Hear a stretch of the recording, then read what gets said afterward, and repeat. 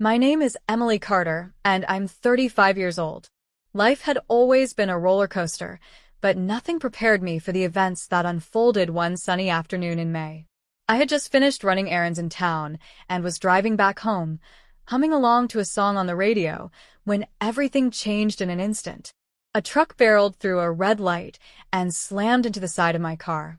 I barely had time to react before everything went dark. When I woke up, I was in a hospital bed, surrounded by monitors and the faint beeping of machines. A nurse explained I had been in a serious accident but was lucky to survive. My injuries would take time to heal, and I'd need at least a month of rest and rehabilitation. At first, I thought about how grateful I was to be alive. But then, my thoughts turned to home. My husband's parents, Margaret and Frank. They'd moved in with us a year ago, insisting they needed help after Frank's retirement. It wasn't easy living under the same roof with them. Margaret was controlling, always criticizing how I managed my home, while Frank loved to meddle in our finances. Still, I never imagined they'd see me as anything other than family. But while I was lying in that hospital bed, healing and completely unaware, they were at home celebrating my death. I wouldn't learn this until much later, of course. For now, I was focused on recovering. My husband, Mark, visited every day, bringing me flowers and updates from home. He didn't mention anything unusual about his parents, and I didn't think to ask. I assumed they were grieving, or at least concerned about my health. But I was wrong. So very wrong. While I was stuck in the hospital, my in-laws, Margaret and Frank, were doing something unthinkable. They had convinced themselves I wasn't coming back. I didn't know it then, but they were already making plans, big, selfish plans. Margaret, with her usual sharp tongue and calculating nature, saw an opportunity.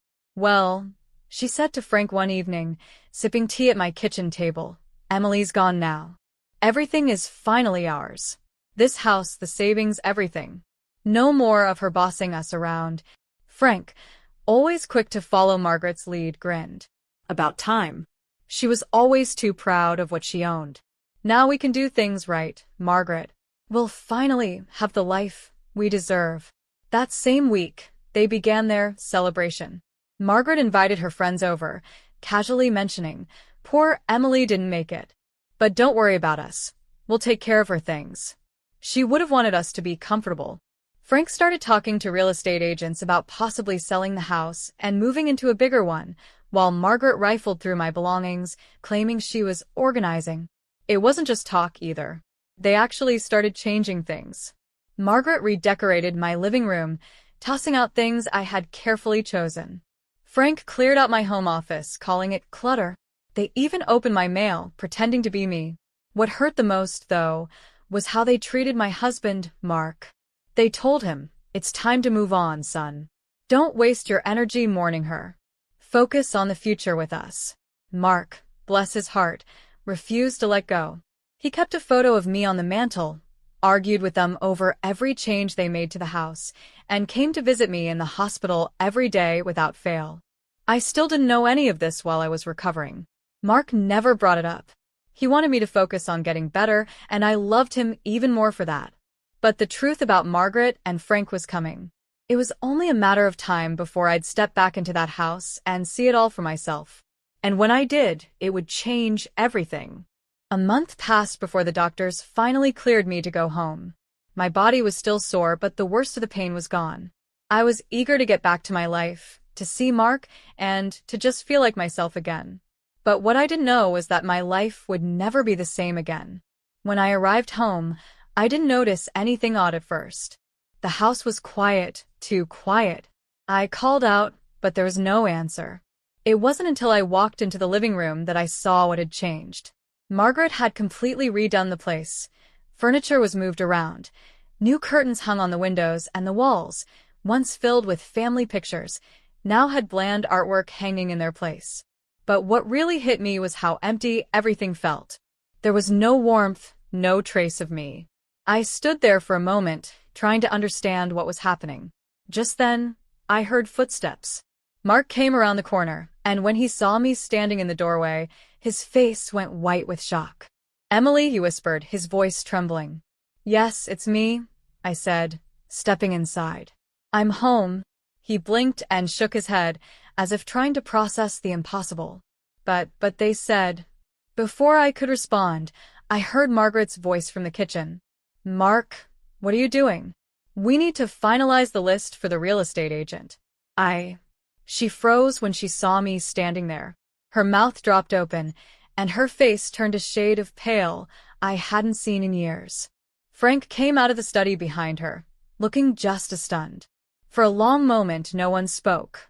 Then, Margaret cleared her throat, trying to regain some composure. Emily? But you? I'm alive, I said, my voice cold. And I want to know exactly what's been going on here. Frank shifted uncomfortably. Well, You thought I was dead, didn't you? I cut him off. And you thought you'd take everything that belonged to me? Margaret's eyes darted to Frank, a mixture of fear and guilt creeping in. But she quickly recovered. Emily, we thought you were gone. And, well, after everything, we were just trying to… I interrupted, feeling my anger rise. You took my things, moved into my space, and started planning to sell everything. And you didn't even have the decency to wait for the truth. Mark stood quietly behind me, his face a mask of disbelief. I could see the hurt in his eyes, though. He had no idea what they'd been doing behind his back. Frank took a step forward, his voice defensive. We were just trying to be practical, Emily. This place is too big for us. And you weren't here. Stop. I held up my hand. You had no right. None at all. This was my home. My property. My life. Margaret tried to smile, but it was a thin, shaky expression. We didn't mean to hurt you, Emily. We just thought it was time to move on. I could barely contain my rage. You don't get to decide that. You don't get to move on with my life. The truth hit me like a ton of bricks. They hadn't just been celebrating my so-called death. They had been plotting to take everything that was mine. I wasn't just their daughter-in-law anymore. I was an obstacle, something they thought they could get rid of to claim what they felt entitled to. I took a deep breath, trying to steady myself. This isn't over. I'm taking everything back. Mark stepped forward then, his voice breaking. Emily, I'm so sorry. I didn't know they were doing this. I never thought they would go this far. I looked at him, my heart softening, but the anger still burned. I know, Mark, but we need to figure this out. Together. I turned back to Margaret and Frank, my tone firm. I don't know what you thought would happen, but I'm not going anywhere. And neither are my things. The confrontation had only just begun, and I was ready for whatever came next. The tension in the room was thick. Margaret and Frank exchanged uneasy glances, unsure how to handle the situation. I could feel my pulse quicken, my anger bubbling just beneath the surface. They had thought they could get away with it, and now they were facing the consequences of their greed. Mark stood behind me, his hands on his hips, looking lost. I could tell he was torn between his loyalty to me and his frustration with his parents. Emily, please, just let us explain, Margaret said, her voice shaking. We were only trying to… Explain? I interrupted, my voice cutting through the air. You were stealing from me. I don't need an explanation. I need you to leave. Frank's face flushed with embarrassment. He opened his mouth to argue, but I didn't give him the chance. You made plans to sell my house, take my things, and act like I never existed. How do you explain that? Margaret took a step forward, her eyes wide, trying to calm me down. Emily, I'm sorry. We didn't know you were going to survive. We didn't know what else to do. We thought you'd want us to be comfortable. Too. I shook my head. Comfortable? You're talking about my life. My future. You don't get to decide that for me. And if you think you can just take what's mine because you assumed I was gone, you're sorely mistaken. There was a long, heavy silence as Frank and Margaret exchanged another look. Frank shifted his weight and mumbled, We didn't mean for things to get out of hand. Mark finally spoke up, his voice tight. Dad, Mom, this isn't how we do things. Emily's right. You can't just take what you want when you think it's over. Margaret seemed to shrink under his gaze, her shoulders slumping. We didn't know how to handle it. You were so upset, Mark. We thought we were helping. I wasn't ready to listen to any more excuses. Helping? This was never about helping. This was about taking control of everything I've worked for. Frank, now looking defeated, took a deep breath and muttered, I suppose we've made a mess of things. You think? I snapped. This is more than just a mess. You've broken trust, you've disrespected me, and you've put me in a position where I have to clean up your mess. Mark stepped forward again, taking my hand gently. Emily will figure this out. I'll help you, I promise. I nodded, feeling a wave of exhaustion wash over me. I know. But this isn't just about fixing what they've done. This is about setting boundaries. Turning to Margaret and Frank, I said, I'm going to have a lawyer involved. You're not taking anything from me, not one thing. And you'll need to leave the house. I'm not asking, I'm telling you. Margaret's face paled, and for the first time, Frank seemed truly uncomfortable. He cleared his throat, but said nothing. Emily, don't be rash, Margaret tried. We can work something out. You don't need to take it that far. I stood tall, my voice steady but firm. You took things too far the moment you thought I was dead. There's no going back. I could see Mark's disappointment in his parents' eyes, but he wasn't arguing with me. He knew I was right. As the silence stretched, Margaret finally spoke in a softer tone. I guess we've lost everything, haven't we? You did that on your own, I replied quietly. But it's not too late to make things right. Apologize and start by leaving. Then maybe we can begin to rebuild. But this won't be easy. Mark and I left the room to give them a moment, though we both knew there was no turning back.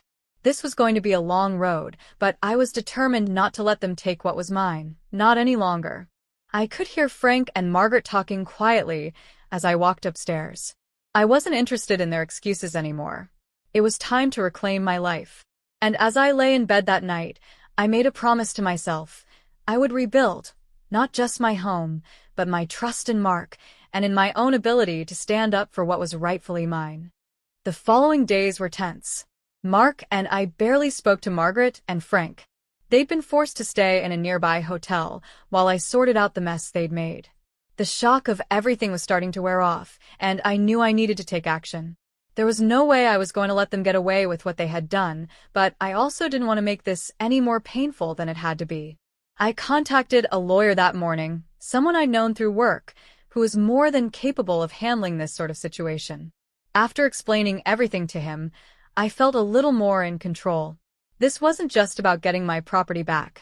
It was about setting the boundaries and getting justice for the betrayal they'd caused. By the time the lawyer arrived at the house, Mark was with me, standing by my side, his face filled with regret. He had wanted to believe his parents had acted out of ignorance, but I could see the guilt in his eyes. He knew deep down they'd crossed a line. Our lawyer, Martin, was calm and precise, guiding us through the process. He'd already arranged for a letter to be sent to Margaret and Frank, informing them that they were not to touch any of my property or make any more decisions about the house. The next step would be to have a formal agreement signed, preventing them from trying to sell or change anything while we handled the legal side of things. When we went to the hotel to hand them the letter, the atmosphere was icy. Frank tried to offer an apology, but I wasn't interested. Emily, we were wrong, he said, his voice lacking conviction. We didn't know what else to do. We thought. You thought I was dead, I finished for him. You didn't think you'd get caught. You never once considered what this would do to me or Mark. Or to yourselves. Margaret didn't even look up from her phone. You've made your point. There's no need to make it worse. I'm not making it worse, I replied, my voice cool. You already did that. The lawyer handed over the letter, and I could see the weight of it sink in for them. The truth was, they hadn't just been trying to take my things. They'd been trying to erase me. They'd seen me as a casualty in their plan, and now they were facing the consequences.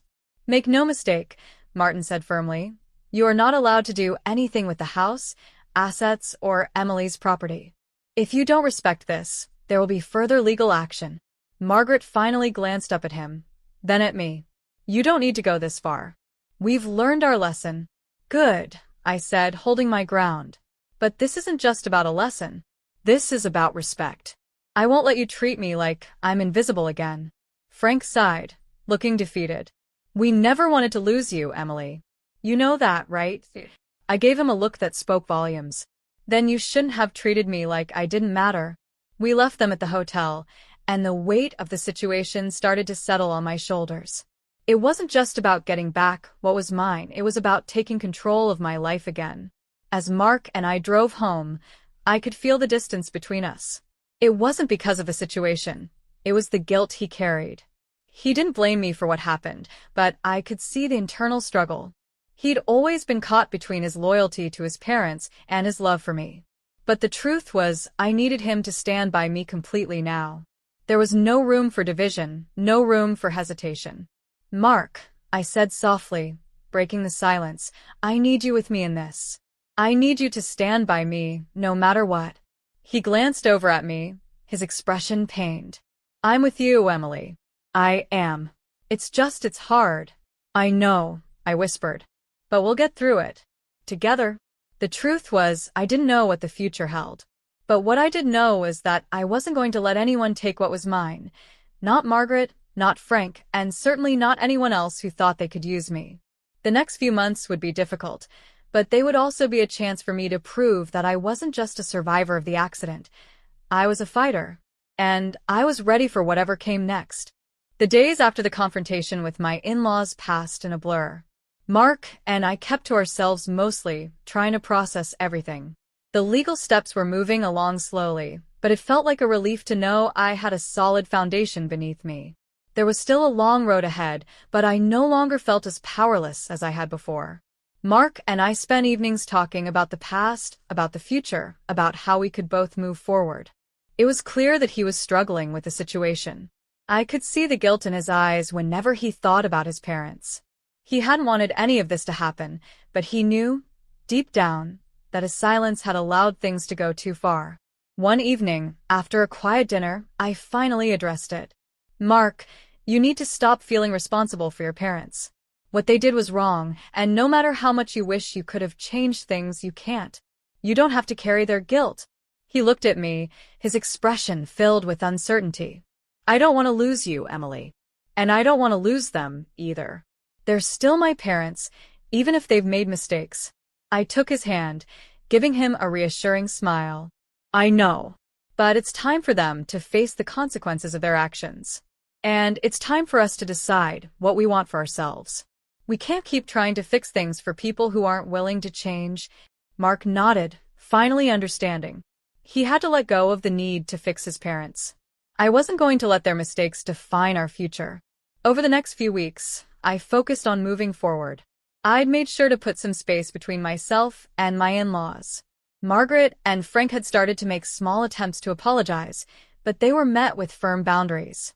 I wasn't interested in hearing their empty promises. They had broken my trust, and it would take more than words to rebuild it. One afternoon, I sat down with my lawyer, Martin, to go over the final steps in the property dispute. We were nearing the end of the process, and I felt a sense of accomplishment. Things weren't perfect, but I was regaining control of my life. Everything's looking good, Martin said as he reviewed the documents. Your in-laws haven't put up much of a fight. The sale of your house is on hold for now, and they'll have to pay for any damages they cause to the property. I felt a weight lift from my chest. It wasn't just about the house. It was about showing Margaret and Frank that they couldn't just take what was mine. This was my life, my future, and I wouldn't let anyone steal it from me. That evening, Mark and I sat outside on the porch, watching the sunset.